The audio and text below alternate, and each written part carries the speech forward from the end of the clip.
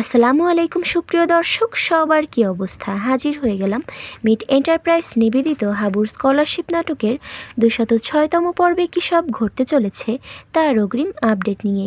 এই পর্বটি কেউ মিস করবেন না, কারণ এই পর্বে আপনারা দেখতে পারবেন সেকেন্ড চেয়ারম্যানের চামচা বাদলকে দেখা যাবে সে এবার তিথি ও রুহুল মিলে যে জড়িও মানিককে মেরেছে সেটা সেকেন্ড চেয়ারম্যানকে এসে জানিয়ে দিবে।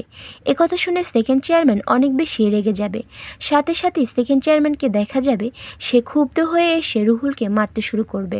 আর এসব দেখে তিথি ও হুদা মাস্টারকে দেখা যাবে তারা দৌড়ে সেখানে চলে আসবে। তিথি এসে রুহুলকে কেন এভাবে মারধর করা হচ্ছে সেটা জানতে চাইলে সেকেন্ড চেয়ারম্যান তিথির গালেও চর বসিয়ে দিবে এবং অনেক প্রকার হুমকি ধামকি দিয়ে সেখান থেকে চলে যাবে।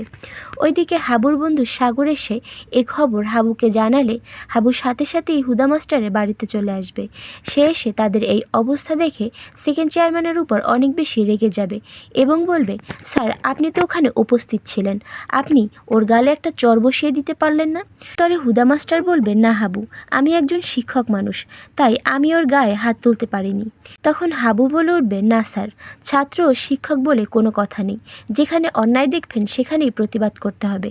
আজ ওদের গায়ে হাত তুলেছে, কাল আপনার গায়েও হাত তুলতে পারে, তাই প্রতিবাদ অবশ্যই করতে হবে। আর অন্যদিকে আপনারা দেখতে পারবেন মারজানের বাবাকে দেখা যাবে সে এবার মারজানকে বিয়ের জন্য প্রিপেয়ার্ড হতে বললে মারজান যখন রাজি হবে না তখন মারজানের বাবা মারজানকে বলবে, শোনো মারজান, সোজা আঙুলে ঘি না উঠলে আঙুল কিভাবে বাঁকা করতে হয় সেটা আমি খুব ভালোভাবেই জানি।